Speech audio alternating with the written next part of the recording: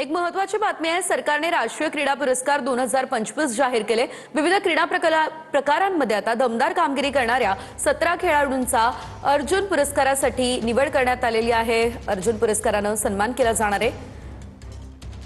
अर्जुन पुरस्कार 2025च्या यादीमध्ये महाराष्ट्राच्या 2 बुद्धिबळपटूंचा समावेश आहे। ग्रँडमास्टर विदित गुजराती आणि दिव्या जितेंद्र देशमुख यांना अर्जुन पुरस्कार जाहीर झालाय। विदित गुजरातीच्या कुटुंबियांसोबत आमच्या प्रतिनिधींनी संवाद साधला, बघूयात। आतापर्यंतचा प्रवास आणि आता हा अर्जुन पुरस्कार, काय भावना आहे तुमची? म्हणजे अविस्मरणीय 2 टप्प्याच्या यात्रा संपली असं आहे। आणि त्याचे मेहनत म्हणजे असं म्हणतात ना, कोणी उन्हाळा पावसाळा त्यांनी बघितलं नाही आणि टुर्नामेंट खेळत राहिला।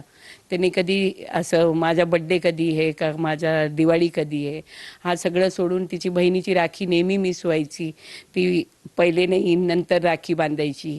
असं आमच्या म्हणजे पूर्ण परिवाराचा कॉन्ट्रीब्युशन आहे त्याच्यामागे। त्याची डिसिप्लिन आणि आमच्या नियोजन ते दोन्ही पूर्ण झाला आणि आज आम्हाला हा स्वर्णिम दिवस बघायला मिळाला।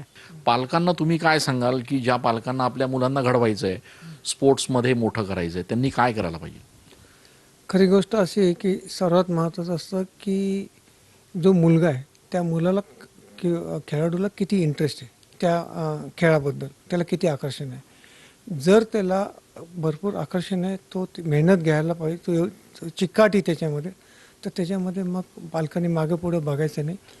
आणि पुष्कळ वेळेस तुम्हाला कोच ज्यावेळेस जे लागेल, कोचेस लागतील, ट्रेनिंग लागेल, ते सर्व पालकांनी सांभाळायचं। मुलगा फक्त ग्राउंडवर खेळेल आणि बाकीच्या गोष्टी पालक सांभाळतील। आज अर्जुन पुरस्कार मिळाल्यानंतर